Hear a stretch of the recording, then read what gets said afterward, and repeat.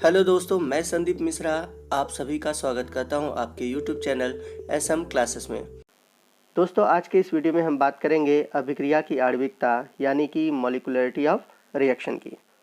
तो यदि हम अभिक्रिया की आणविकता को समझना चाहेंगे तो हमें दो शब्द बार बार मिलेंगे। पहला मिलेगा प्राथमिक अभिक्रिया, जिसे हम कहते हैं एलिमेंट्री रिएक्शन, और दूसरा है जटिल अभिक्रिया यानी कि कॉम्प्लेक्स रिएक्शन।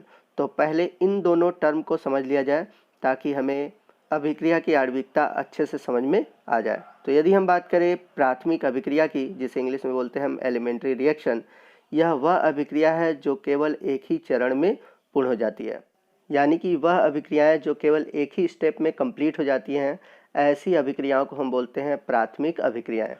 एक पॉइंट और है, प्राथमिक अभिक्रिया की आणविकता और कोटि समान होती है। तो याद रखिएगा कि प्राथमिक अभिक्रिया होगी तो वहाँ पर आणविकता और कोटि समान होती है, परंतु ये हर जगह पॉसिबल नहीं है, इसलिए यहाँ पर मैंने 99% लिख रखा है। मतलब कि 99 केसेस में प्राथमिक अभिक्रिया की जो आणविकता होती है और कोटि होती है वो समान होती है। तो इस पॉइंट को आप अपने दिमाग में रखिएगा। आइए एक उदाहरण के थ्रू इसे समझते हैं। तो यहाँ पर आप देख सकते हैं कि H2 और I2 की अभिक्रिया से 2HI का निर्माण हो रहा है, जो कि एक प्राथमिक अभिक्रिया है और यह एक ही चरण में पूर्ण हो जाती है। आइए नेक्स्ट हम बात करते हैं अगले टर्म की, जिसे हम बोलते हैं जटिल अभिक्रिया यानी कि कॉम्प्लेक्स रिएक्शन। तो वह अभिक्रिया जो एक से अधिक पदों में पूर्ण होती है, ऐसी अभिक्रियाओं को हम जटिल अभिक्रिया कहते हैं। तो जितनी भी जटिल अभिक्रियाएं होती हैं वो एक स्टेप में पूर्ण नहीं होती, उनको कंप्लीट होने में एक से अधिक स्टेप लगता है। तो ऐसी अभिक्रियाएं कहलाती हैं जटिल अभिक्रियाएं।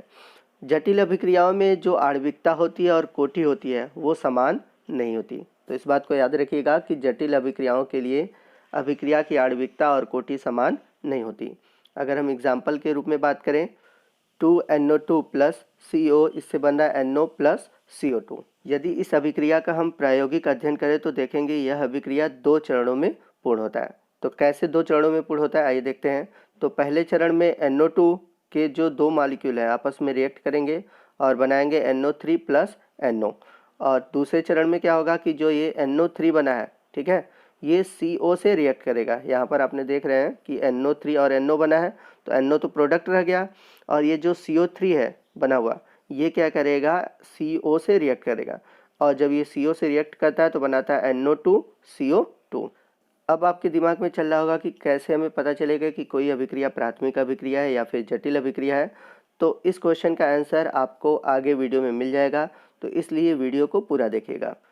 तो आइए आते हैं अपने मेन टॉपिक पर, जिसे हम कहते हैं अभिक्रिया की आणविकता यानी कि मॉलिक्यूलरिटी ऑफ रिएक्शन की। तो यदि हम इसके लिए अगर एकदम सिंपल सी परिभाषा लिखें तो वह परिभाषा होगी, किसी प्राथमिक अभिक्रिया में भाग लेने वाले अभिक्रियक अणुओं की संख्या को हम अभिक्रिया की आणविकता कहते हैं। जैसा कि यहाँ पे नाम से ही क्लियर है कि अभिक्रिया की आणविकता यानी कि अभिक्रिया में भाग लेने वाले अणुओं की संख्या। अब वो अणुओं की संख्या किसकी होगी, अभिक्रियक की होगी। तो ध्यान दीजिएगा, किसी भी अभिक्रिया में अभिक्रियक के अणुओं की जो संख्या होती है वही अभिक्रिया की आणविकता कहलाती है। परंतु यहाँ पर एक पॉइंट याद रखिएगा कि यह जो परिभाषा है ये सिर्फ प्राथमिक अभिक्रिया के लिए ही है। यदि हम चाहें अभिक्रिया की आणविकता को एक और रूप से परिभाषित कर सकते हैं, ठीक है। तो वो दूसरा परिभाषा क्या है ये देखते हैं। तो दूसरी परिभाषा में ये है कि किसी भी प्राथमिक अभिक्रिया में भाग लेने वाले अभिक्रियक अणुओं की वह संख्या जिनकी आपस में टक्कर से अभिक्रिया होती है, अभिक्रिया की आणविकता कहलाती है। मैं फिर से रिपीट कर दे रहा हूँ कि किसी प्राथमिक अभिक्रिया में भाग लेने वाले अभिक्रियक अणुओं की वह संख्या जिनकी आपस में टक्कर से अभिक्रिया होती है, अभिक्रिया की आणविकता कहलाती है। तो इस परिभाषा में आप देख रहे हैं कि एक टर्म आया है कि टक्कर से अभिक्रिया, यानी कि अभिक्रिया में अणुओं के बीच क्या होगा, टक्कर होगा। तो आइए हम एक सिद्धांत पढ़ते हैं जिसे हम बोलते हैं टक्कर सिद्धांत यानी कि कोलिजन थ्योरी। तो ये जो टॉपिक है ये आपके इस चैप्टर से ही रिलेटेड है। आगे वीडियो में हम इसको बहुत डिटेल से पढ़ेंगे। आज की इस वीडियो में बस हम उतना ही डिस्कस करेंगे जितना आपकी ज़रूरत है। आने वाले नेक्स्ट वीडियो में हम टक्कर सिद्धांत को डिटेल से पढ़ेंगे। तो आइए देखते हैं कि इस सिद्धांत की कुछ मुख्य पॉइंट क्या हैं, इनको हम डिस्कस करते हैं। तो जैसे कोई एक अभिक्रिया है जिसमें कि आपके जो रिएक्टेंट है A B C, यानी कि अभिक्रिया में भाग लेने वाले जो अभिक्रियक हैं ABC हैं और हमारा प्रोडक्ट बन रहा है। तो आइए इसे हम समझते हैं। तो एक हम पात्र लेते हैं और यहाँ पर इस पात्र में हम लोगों ने रिएक्टेंट लिया है। रिएक्टेंट को मैंने इन सिंबल से दिखाया हुआ है। तो स्टार से A है, ये डॉट बिंदु जो है वो है B, और अगला जो स्टार है, बड़ा वाला स्टार आप देख रहे हैं, वो है C। तो टक्कर सिद्धांत यानी कि कोलिजन थ्योरी कहता है कि अभिक्रिया में जो भाग लेने वाले अभिक्रियक हैं, जब तक आपस में टकराएंगे नहीं तब तक प्रोडक्ट का निर्माण नहीं होगा, यानी कि अभिक्रिया ही नहीं होगी। तो टक्कर सिद्धांत के अनुसार अभिक्रिया में जो अभिक्रियक भाग लेते हैं, इनके टकराने से ही अभिक्रिया होती है। यहाँ पर आपको एक पॉइंट समझना ज़रूरी है कि ये नहीं कि चाहे जैसे ही ये जो आणविक है या अणु है आपस में टकरा जाएंगे और अभिक्रिया हो जाएगी, ऐसा नहीं है। यहाँ पर अणुओं को टकराने के लिए एक दिक् विन्यास होना चाहिए, यानी कि एक एंगल होना चाहिए। एक एंगल से वो क्या करते हैं, आपस में टकराते हैं, यानी कि उनके अणुओं के टकराने के लिए एक विशेष एंगल होना चाहिए, या आप कह सकते हैं कि एक विशेष दिक् विन्यास होना चाहिए। जैसे ये मान ले रहे हैं कि इस अभिक्रिया के लिए एक विशेष दिक् विन्यास है। अब यदि ये दिक् विन्यास चेंज हो गया, ठीक है, यानी चेंज होकर कुछ इस तरह का दिक् विन्यास हो गया, तो इस टक्कर से उत्पाद का निर्माण नहीं होगा। तो याद रखिएगा, किसी भी अभिक्रिया में अणुओं का टकराना आवश्यक है, लेकिन एक विशेष एंगल में टकराना आवश्यक है। और साथ ही साथ जो अभिक्रियक है उनके पास न्यूनतम ऊर्जा होनी चाहिए, जिसे हम कहते हैं सक्रियण ऊर्जा, यानी कि एक्टिवेशन एनर्जी। तो इसके बारे में हम डिटेल से पढ़ेंगे जब आगे वीडियो में हम नेक्स्ट टॉपिक में टक्कर सिद्धांत को पढ़ेंगे। आई होप आपको समझ में आ गया होगा कि टक्कर सिद्धांत क्या है और टक्कर सिद्धांत होने के लिए क्या क्या कंडीशन है। कंडीशन ये है कि किसी भी अभिक्रिया को होने के लिए उनके बीच टक्कर होना आवश्यक है। दूसरा, ये जो टक्कर होना चाहिए एक विशेष एंगल में होना चाहिए। तो इस प्रकार से आपको अभिक्रिया की आणविकता का जो दूसरा परिभाषा है वो भी समझ में आ गया होगा। आइए चलते हैं अगले टॉपिक की ओर, और हमारा अगला टॉपिक है अभिक्रिया की आणविकता के आधार पर रासायनिक अभिक्रिया के प्रकार। तो अभिक्रिया की आणविकता के आधार पर जो रासायनिक अभिक्रियाएं होती हैं वो 3 प्रकार की होती हैं। पहला है एक अणुक अभिक्रिया, दूसरा है द्विक अणुक अभिक्रिया और तीसरा है त्रिक अणुक अभिक्रिया। तो इन तीनों प्रकार के बारे में हम लोग डिटेल से पढ़ेंगे। तो हमारा जो पहला पॉइंट है, यानी कि पहला हेडिंग है एक अणुक अभिक्रिया, जिसे इंग्लिश में बोलते हैं हम यूनिमॉलिक्यूलर रिएक्शन। जैसा कि नाम से ही क्लियर हो जा रहा है कि अभिक्रिया में जब एक अणुक अभिक्रियक भाग लेंगे तो ऐसी अभिक्रियाओं को हम बोलेंगे एक अणुक अभिक्रिया। तो मैं परिभाषा को लिख दे रहा हूँ। वह प्राथमिक अभिक्रिया जिसमें अभिक्रियक का एक ही अणु भाग लेता है, ऐसी अभिक्रियाओं को हम बोलते हैं एक अणुक अभिक्रिया। जैसे हम उदाहरण के रूप में ले लेते हैं अमोनियम नाइट्राइड का अपघटन। तो यहाँ पर NH4NO2 है, यानी कि अमोनियम नाइट्राइड है, जो कि टूटता है नाइट्रोजन और जल में। तो इस अभिक्रिया में आप देख रहे हैं कि अमोनियम नाइट्राइड का केवल एक ही अणु भाग ले रहा है, और यहाँ पर अमोनियम नाइट्राइड क्या है, अभिक्रियक है। तो जब अभिक्रिया में अभिक्रियक का केवल एक अणु भाग लेता है तो ऐसी अभिक्रिया कहलाती है एक अणुक अभिक्रिया। तो मैं यहाँ पर एक पॉइंट आपको बता दूं कि किसी भी प्राथमिक अभिक्रिया की जो आणविकता है ज्ञात करना बहुत सिंपल है। अभिक्रिया में अगर आप देख लेते हैं कितने अणु भाग ले रहे हैं, वही उसकी आणविकता होती है। तो याद रखिएगा, अभिक्रिया में जितने अणु भाग लेंगे वही उसकी आणविकता कहलाएगी। जैसे यहाँ पर अभिक्रियक के एक अणु भाग ले रहे हैं, इसलिए यहाँ पर अभिक्रिया की जो आणविकता है एक अणुक है, यानी कि इस अभिक्रिया को हम क्या बोलेंगे, एक अणुक अभिक्रिया। तो अभी मैंने आपको बताया था कि प्राथमिक अभिक्रिया के लिए अभिक्रिया की आणविकता और कोटि लगभग बराबर होती है। तो यहाँ पर अभिक्रिया की कोटि भी क्या होगी, एक होगी। तो प्राथमिक अभिक्रियाओं में 99% आपको देखने को मिलता है कि अभिक्रिया की आणविकता और अभिक्रिया की कोटि बराबर होती है। तो इस अभिक्रिया के लिए अभिक्रिया की आणविकता और कोटि दोनों एक होगी। तो हमें पता है कि अभिक्रिया की कोटि एक है, तो हम इसका दर नियम लिख सकते हैं। तो अभिक्रिया की दर नियम बराबर हो जाएगा वेग स्थिरांक इंटू अमोनियम नाइट्राइड की सांद्रता। तो हम जानते हैं कि जब हम सांद्रता के घात 1 रखेंगे तभी अभिक्रिया की कोटि क्या होगी, 1 होगी। तो यहाँ पर घात कुछ नहीं लिखा है, मतलब एक ही हुआ। तो यहाँ पर अभिक्रिया की जो दर है वो 1 है और कोटि भी 1 है। आइए नेक्स्ट हम बात करते हैं द्विक अणुक अभिक्रिया की, यानी कि बाई मॉलिक्यूलर रिएक्शन की।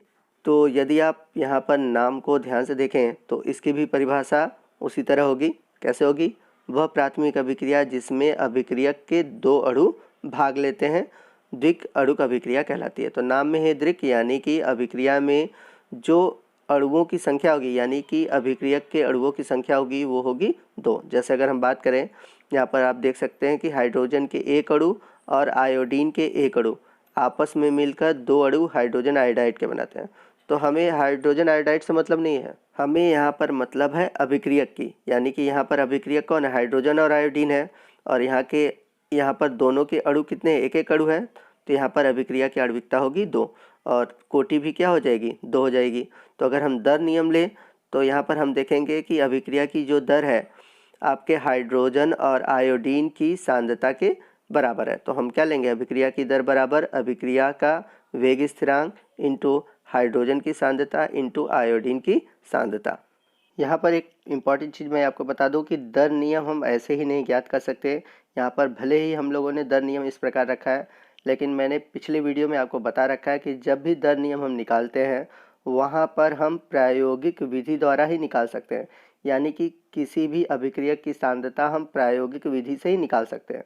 तो अभिक्रिया की दर को हम निकालने के लिए प्रायोगिक विधि का ही प्रयोग करते हैं, भले यहाँ पर हम लोगों ने ऐसे लिख दिया है। तो याद रखिएगा कि अभिक्रिया की दर को लिखने के लिए प्रायोगिक अध्ययन करना आवश्यक है। आइए नेक्स्ट हम बात करते हैं त्रिअणुक अभिक्रिया की, यानी कि ट्राई मॉलिक्यूलर रिएक्शन की। तो जैसा कि यहाँ पर नाम से ही आपको समझ में आ गया होगा कि वह प्राथमिक अभिक्रिया जिसमें अभिक्रियक के 3 अणु भाग लेते हैं, ऐसी अभिक्रियाओं को हम बोलते हैं त्रिअणुक अभिक्रिया। तो यहाँ पर आप देख सकते हैं 2 अणु NO की और 1 अणु O2 की, ये दोनों अगर मिला दे तो 3 अणु भाग ले रहे हैं, यानी कि अभिक्रियक के 3 अणु भाग ले रहे हैं और इसमें प्रोडक्ट बन रहा है 2 अणु NO2 का। तो जब किसी भी प्राथमिक अभिक्रिया में अभिक्रियक के 3 अणु भाग लेते हैं तो उसे हम बोलते हैं त्रिअणुक अभिक्रिया। जैसा कि यहाँ पर देख रहे हैं 2 अणु NO के और 1 अणु O2 के। तो इस प्रकार यहाँ पर अभिक्रिया की आणविकता होगी 3। चूँकि हम जानते हैं कि यह प्राथमिक अभिक्रिया है तो इसलिए यहाँ पर अभिक्रिया की कोटि भी क्या हो जाएगी? 3 हो जाएगी। अगर हम दर नियम लें, अभिक्रिया की दर बराबर हो जाएगा वेग स्थिरांक NO की सांद्रता के घात 2 और O2 की सांद्रता के घात 1। तो 2 और 1 जोड़े तो अभिक्रिया की कोटि आ जाएगी 3। तो अभी तक हम लोगों ने अभिक्रिया की आणविकता के लिए बात किया, वो था प्राथमिक अभिक्रिया के लिए। नेक्स्ट हम बात करते हैं जटिल अभिक्रिया के लिए। तो जटिल अभिक्रिया की आणविकता जो होती है वो निश्चित नहीं होती। तो आइए मैं आपको समझाता हूँ कि जटिल अभिक्रिया के लिए आणविकता निश्चित क्यों नहीं होती। क्योंकि जो जटिल अभिक्रियाएं होती हैं वो एक चरणों में नहीं होती, ये एक से अधिक चरणों में होती हैं और हर चरण में जो अणुओं की संख्या हो वो अलग अलग हो सकती है। तो इस प्रकार हम कह सकते हैं कि जटिल अभिक्रिया के भिन्न भिन्न पदों की आणविकता भिन्न भिन्न होती है। इसलिए जो जटिल अभिक्रियाएं होती हैं उनकी जो आणविकता होती है वो निश्चित नहीं होती है। यहाँ पर एक पॉइंट याद रखिएगा कि जटिल अभिक्रियाओं के जो सबसे मंद पद होते हैं, यानी कि जो सबसे स्लो स्टेप होता है, वही अभिक्रिया का वेग निर्धारित करता है।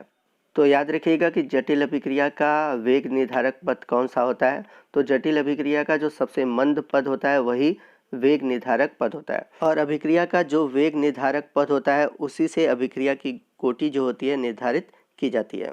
यहाँ पर एक पॉइंट याद रखिएगा कि पीछे जब हम लोगों ने पढ़ा तो देखा कि अभिक्रिया की आणविकता 3 प्रकार की थी, ठीक है। तो इस पॉइंट को याद रखिएगा कि अभिक्रिया की आणविकता 3 से अधिक नहीं होती। तो याद रखिएगा कोई भी अभिक्रिया हो, किसी भी अभिक्रिया के लिए जो आणविकता होती है 3 से अधिक नहीं होती। लेकिन अब आपके दिमाग में हो रहा होगा कि सर हमने तो कुछ ऐसे रिएक्शन पढ़े हैं जिनमें अभिक्रिया की आणविकता 3 से अधिक होती है, अब कैसे होती है? आइए एग्जाम्पल के थ्रू देखें। आपके बुक के एग्जाम्पल को लेते हैं। तो यहाँ पर हम देख सकते हैं कि यहाँ पर अभिक्रिया के इसकी जो अणुओं की संख्या 1 है, इसकी 6 है और इसकी 3 है। तो अगर हम देखें टोटल तो यहाँ पर अभिक्रिया की आणविकता कितनी होगी? 10 होगी। तो क्या अभिक्रिया की आणविकता 10 हो सकती है? तो इसका आंसर है नहीं। क्यों नहीं हो सकती? क्योंकि अभिक्रिया की आणविकता 3 से अधिक नहीं हो सकती। इसलिए नहीं होती क्योंकि अगर आप देखें यहाँ पर आप कहेंगे कि अभिक्रिया की आणविकता तो 10 है, इसलिए नहीं होता क्योंकि जब भी 3 से अधिक होता है, यानी कि आप देख रहे हैं जैसे यहाँ पर 10 है, तो ऐसी अभिक्रियाएं जटिल अभिक्रियाएं कहलाती हैं। और जटिल अभिक्रियाओं की आणविकता जो होती है ज्ञात नहीं की जा सकती, क्योंकि जटिल अभिक्रियाओं में अलग अलग पद होते हैं और अलग अलग पद की अलग अलग आणविकता होती है। तो इस प्रकार अगर जटिल अभिक्रिया है तो उसकी आणविकता नहीं ज्ञात होगी और कभी भी आणविकता 3 से अधिक नहीं होती। अगर 3 से अधिक आपको मिलता है तो याद रखिएगा वे अभिक्रियाएं आपकी जटिल अभिक्रियाएं होती हैं। अब बात आती है कि अभिक्रिया की आणविकता 3 से अधिक क्यों नहीं हो सकती। ठीक है, तो इसको बात करने से पहले कुछ पॉइंट समझ लेते हैं। 3 आणविकता वाली अभिक्रियाएं जो होती हैं वो खुद ही बहुत कम होती हैं, यानी कि इनके एग्जाम्पल जो है आपको बहुत कम मिलेंगे। 3 आणविकता वाले अभिक्रियाएं बहुत मंद वेग से होती हैं। अब 3 पॉइंट को हम एक साथ समझते हैं। तो पहला पॉइंट यह है कि अभिक्रिया की आणविकता 3 से अधिक नहीं हो सकती। दूसरा है 3 आणविकता वाले अभिक्रियाएं बहुत कम होती हैं। और तीसरा है 3 आणविकता वाले अभिक्रियाएं बहुत मंद वेग से होती हैं। तो इसे हम टक्कर सिद्धांत से समझ सकते हैं। जैसा कि पीछे हम लोगों ने टक्कर सिद्धांत पढ़ा और उसमें पढ़ा कि अभिक्रियाएं तभी होती हैं जब अभिक्रियक के अणुओं के बीच क्या होता है, टक्कर होता है, और वो जो टक्कर हो एक विशेष एंगल पे हो। अब यदि अभिक्रिया की आणविकता 3 है तो आप सोच सकते हैं कि यहाँ पर 3 अणु भाग लेंगे और 3 अणुओं का एक ही विन्यास पे टकराना कितना कठिन है, क्योंकि एक ही समय पर ये दोनों अणु एक परमाणु से इसी एंगल पर टकराएं, ये इतना पॉसिबल नहीं है। तो कम अणुओं के लिए तो पॉसिबल है, लेकिन अधिक अणुओं के लिए पॉसिबल नहीं है। अब मान लीजिए ये 3 नहीं 2 होते तो 2 का टकराना इस एंगल पे तो पॉसिबल है, लेकिन 3 के लिए देख रहे हैं कितना कठिन है, क्योंकि 3 अणुओं में आप देख सकते हैं कि जब इस समय ये अणु यहाँ पर टकराए उसी समय नीचे वाला जो अणु है इसी एंगल पर टकराए। तो 3 अणु में इतना कठिन है तो सोच सकते हैं कि 4 अणु होंगे तो उसी एंगल पर कैसे टकराएंगे। तो इसीलिए जो अभिक्रिया की आणविकता होती है वो 3 से अधिक नहीं होती। अब मान लीजिए कि आप 3 से ज़्यादा करेंगे, तो अब 3 से ज़्यादा करेंगे तो चौथा अणु आएगा, तो मान लीजिए इस एंगल पर टकराएगा। तो 3 के लिए इतना कठिन है तो चौथा अणु आएगा तो उसको इसी एंगल पे टकराना कितना कठिन होगा, यानी कि एक ही एंगल पे सभी अणुओं का टकराना कितना कठिन हो जाता है। तो इसलिए आप देख सकते हैं कि 3 आणविकता वाले अभिक्रियाएं ही बहुत कम दिखती हैं, और यदि होंगी भी तो बहुत ही मंद वेग से होती हैं। मंद वेग से होंगी तो टक्कर भी कम होगा और प्रोडक्ट भी कम बनेगा। आई होप कि आपको हर पॉइंट समझ में आ गया होगा। तो आज के इस वीडियो में बस इतना ही। मिलते हैं अगले वीडियो में अगले टॉपिक के साथ। आपने यदि पिछला वीडियो नहीं देख रखा है तो आप उन वीडियो को भी देख लीजिए, आपको बहुत ही हेल्पफुल होगा और आपके सारे जितने भी कंसेप्ट है वो क्लियर होते चलेंगे।